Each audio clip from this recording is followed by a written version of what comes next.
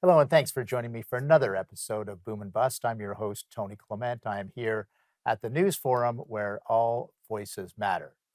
What do Canadian small businesses need to succeed? Let's discuss with Corinne Pohlmann. She is the Executive Vice President Advocacy at the Canadian Federation of Independent Business. Welcome back to Boom and Bust. Thanks for having me. I guess my first question is a pretty general one. How would you describe the state of small businesses in this country?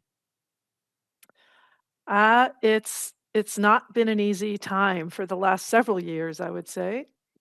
So going back to COVID, things kind of went pretty downhill pretty quick.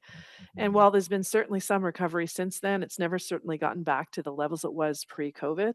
And I would say, obviously we went from that to high inflation to labor shortages, straight into sort of tariff wars. And so it's been a tough period. And we have noticed in our data recently, not our data, actually Stats Can data, that the proportion of small businesses that are actually opening is actually smaller now than businesses that are closing. So more businesses are closing than opening right now.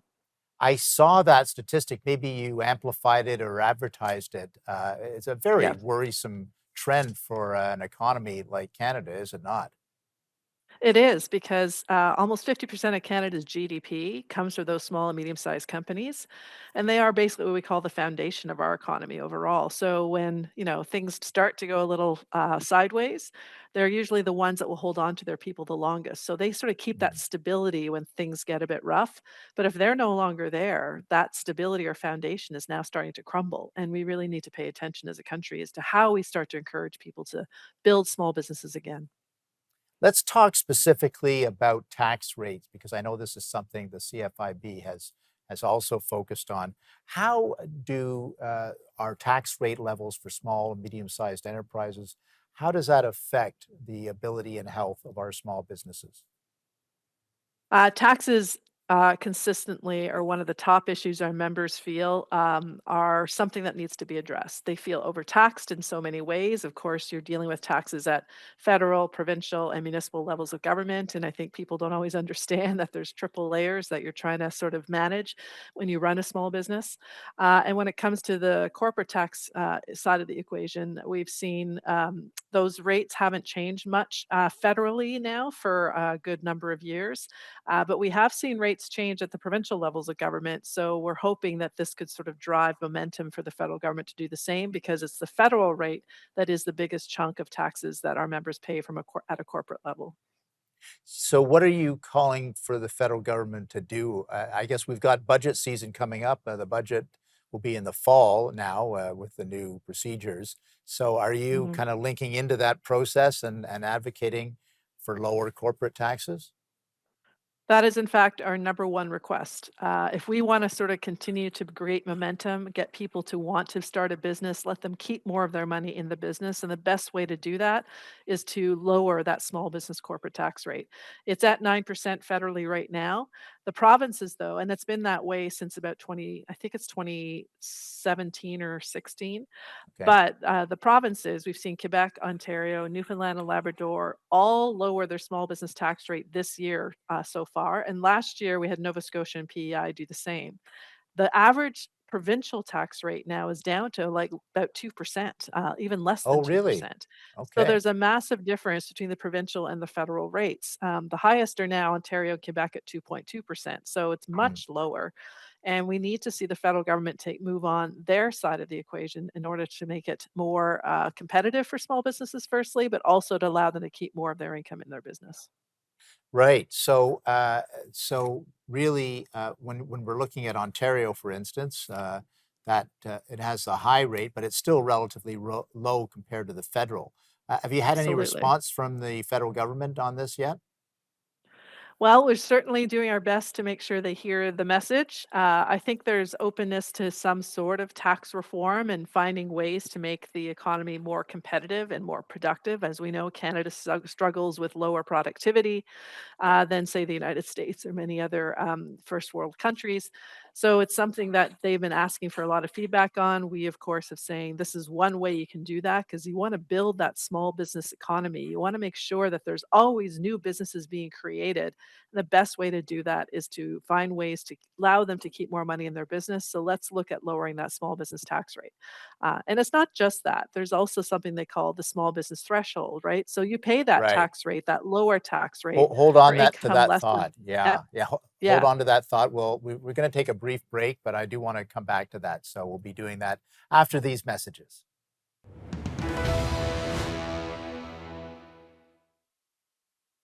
And welcome back to Boom and Bust. I'm your host, Tony Clement, here with Corinne Pohlmann. She is the Executive Vice President Advocacy at the Canadian Federation of Independent Business.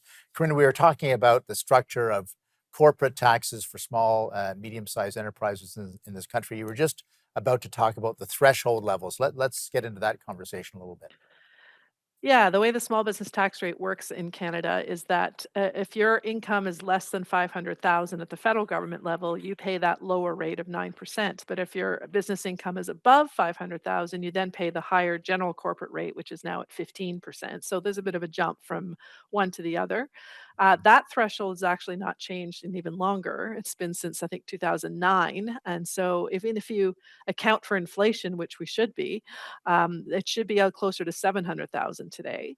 And we have seen movement again here on the provincial side. Not all the provinces have, but a movement in Nova Scotia, Prince Edward Island, and Saskatchewan's always had a rate at 600,000, but Nova Scotia's even went up to 700,000. So Oh, great. Yeah. again, we're pushing the federal government to sort of take a look at this and raise that rate at the very least with the rate of inflation.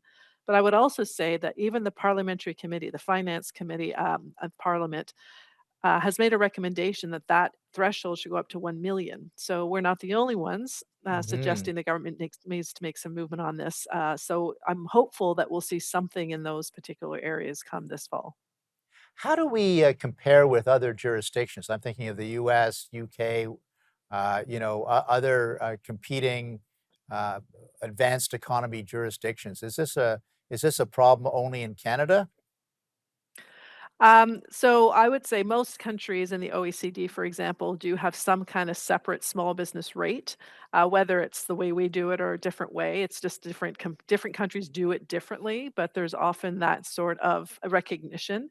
The U.S. is always a bit of a tougher one to compare with because businesses there don't necessarily incorporate because Hmm. their personal income taxes are so much lower than ours that you're better off not incorporating and just relying Right. through your personal income tax, right? So it is a more difficult thing to compare, though there are certain tax advantages to being a small business in the United States, including things like being able to automatically deduct up to $20,000 from your business, from your personal income as business income. So it makes it a little bit more attractive. So those are things that we're trying to draw on to see if we can see some similar ideas in Canada because not every business in Canada is incorporated. There are probably 15 to 20% that are unincorporated and they're paying those personal income tax rates, which are, as we all know, far higher than corporate tax rates are. Yeah, exactly. Yeah, it makes more sense to incorporate it here for sure. That's very interesting. So that we want to compare to that a little bit. And are these things that you think the finance department are interested in to be tax competitive? Is that one of the things that they do want to be? Well, as I said, there's certainly a lot of interest in getting feedback on how to become a more competitive country. And Mhm. so we've been asked by various components within the finance department for feedback on ideas on how to be more competitive, how to become more productive, that kind of thing. Given, of course, we are as a country battling with a trade war with the United States, Mhm. trying to become more independent. So these questions, I think, become incredibly important. So we have certainly been talking about the entrepreneurial drought and why that entrepreneurial drought needs to be addressed. And the best way to do that is to encourage Canadians to start businesses, be innovative, feel like it's an attractive thing to do. And one of the best ways to do that is to lower the taxes and reduce the regulations that we impose on businesses in this country. I'd like to broaden the discussion a little bit. We've been talking about tax rates, corporate income tax rates, et cetera. But what else needs to be done to enhance economic growth in this country from the CFIB's perspective? Well, from a tax perspective, looking at ways that we can encourage businesses to invest, I think will be important. So, Hmm. different sort of rollover provisions could be incentives to invest into certain types of equipment or machinery. So, really to build businesses here. The second piece is that regulatory side of the equation. Hmm. Canada, we spend Canadian businesses spend well over 50 billion a year trying to address regulatory barriers that exist in Canada. That's at again all three levels of government, but the federal government is a big player in that mix, and so we Hmm. certainly have been advocating strongly for finding ways to reduce those regulations. With the current sort of agenda of major projects, finding ways to fast track major projects. That has been an interesting exercise to follow. We're certainly supportive as an organization of that idea. But if you're going to fast track a project and reduce regulations for that, why can't those regulations then be reduced for all businesses if we've already determined that it's a problem for that sector? So these are the types of questions we're asking. Corinne, we're going to take another brief break. We'll be back after these messages.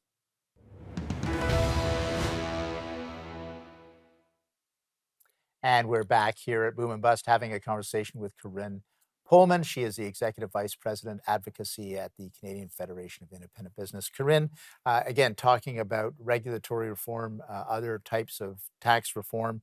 What about the capital gains tax system in this country? Is it competitive? Um, it was threatened to become very uncompetitive at one point, and thankfully, the I government rolled remember that it. back. As yes, they were planning on increasing the amount of capital gains that they would be taxing about a year ago, a year and a half ago, and that, and thankfully, was rolled back. But that would have been disastrous if that had moved forward. It really would have, I think, taken out a lot of the incentive for people to invest. Right.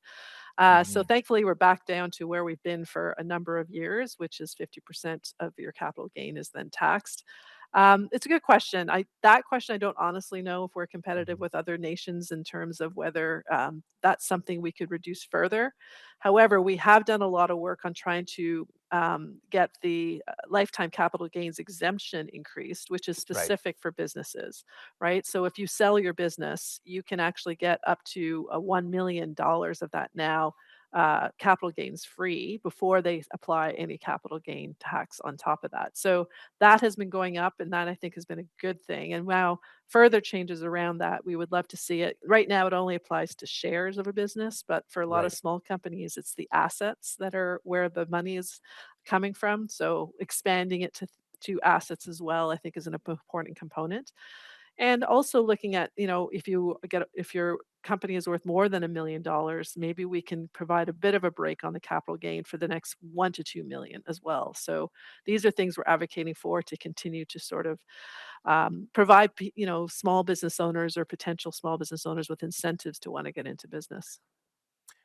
Just on the regulatory reform side again, also, I'm sure CFIB in the past has really come out against, all this bureaucratic red tape that small businesses have to contend with. Is that something you're still on about, red tape reform? Absolutely. We still hold our annual Red Tape Awareness Week every January. We're making our plans now for the next January. Our focus this coming January will actually be municipal, Oh, but good. it doesn't take away from the fact that we sort of do a report card of all the provinces and the federal government on how well they're doing in reducing red tape for small companies. It's something we've done annually for the last 15 years, and will continue to do going forward. We sometimes feel like we're the only ones keeping them accountable on this topic, simply because it's not the sexiest topic. It's hard to get a lot of folks to pay attention, but it is so incredibly important that somebody's out there reminding governments that they need to constantly look at the number of regulations they impose on businesses, because it does have an absolutely huge impact, especially small companies, of their ability to continue to actually want to operate. In fact, in a recent survey, 55% of our members told us they would not recommend somebody else start a business in Canada right now. And part of that was because of the red tape they deal with and Mhm, how much of their mhm. time is taken up by that instead of running their business. Yeah, this is a constant complaint. It's not obviously there's a monetary cost, but it's also the time cost that just constantly answering questions or filing reports or what have you. That's part of the frustration, isn't it? It is, absolutely. And it's not just that. It's not just filling out the forms and making sure you're being compliant. It's if you're trying to get an answer to a question, being able to find someone who can answer that question without having to pay them a whole Right. lot of money, right? Because so many, we all have, the accountants and engineers and all these folks that people have to hire, consultants, to help them actually do some of the paperwork also adds cost overall to the economy and to all of us, right? In terms of the products we buy. Yeah, good stuff. No, I'm glad you're still on that for sure. And municipal, is this the first time you've focused on the municipal sector? No, we have in the past as well. It's sort of an untapped area for us because so many municipalities each have their own sort of set of rules and regulations, and certainly our members run into things like bylaw signs, sign issues, bylaw issues, development charges, all of those things. So there can be Mhm. quite few. In fact, a few years ago, we did a study comparing. Um, the how many permits and costs it entails in just adding an extra bathroom in a house, right? Just to sort of get a really quick feel Right. for what are the permits required and what are the costs associated with just expanding a bathroom in a residential house. And it varied immensely from like 5 permits to like 12 permits, depending where you were in the country, and Mhm, from like mhm. $400 to like $3,000, depending where you were in the country. And Wow. that was just Wow. for one small extra bathroom in a house. Imagine you're trying to build a Sure. factory or something else. Yeah, no, exactly. Corinne, we're going to take one last break. We'll be back after these messages.